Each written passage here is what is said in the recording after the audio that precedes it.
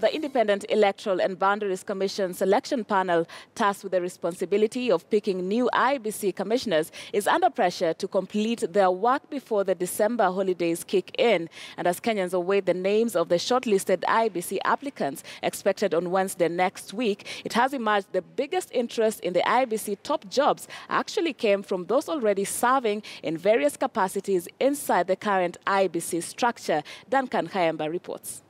Come in as a team to address a need for a country, and we want to do it in the best way possible. That was on 21st October when the Bernadette Musundi-led panel gave an undertaking to carry out its responsibility thoroughly, meticulously and with speed. And they have their work cut out after over 750 Kenyans handed in their applications for the positions of commissioner at IEBC, which the Musundi team will sift through and publish on Tuesday, 15th November, names of all candidates who will be shortlisted for interviews. Surprisingly, a huge chunk of current IEBC officials topped the list of applicants, among them Immaculate Kasait, who is a director for voter registration and electoral operations at IEBC, over 5 managers, led by Naisiae Paloshe Tobiko, who is a manager in the office of the chairperson, and over 10 constituency election coordinators, bringing to 20 a total number of IEBC officials who have thrown their hats in the ring.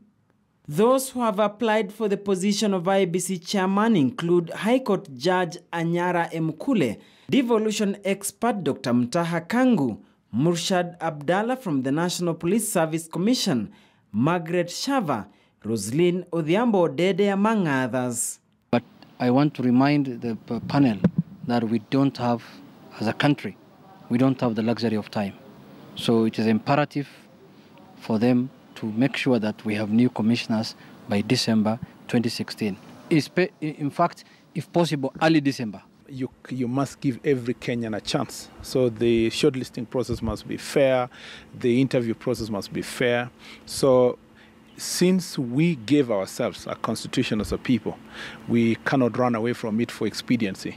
All shortlisted candidates will be interviewed between 22nd to 26th November before the panel presents 11 names to the president, 2 for the IEBC chair and 9 for IEBC commissioners, whereby the president is expected to nominate 1 person for appointment as the new IEBC chair, then choose 6 from the list of 9 for appointment as commissioners, before forwarding the list of 7 nominees to Parliament for approval. But we expect the Secretariat also to do their work, so that by the time the other commissioners are coming in, a lot of ground has been covered.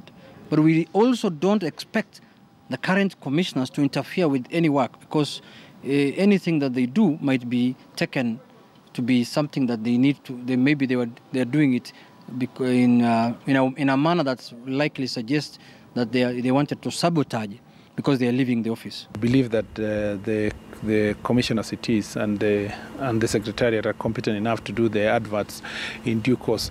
Of course, there are people who say it would have been better if the new procurement for new equipment would have been done with the new commissioners in place.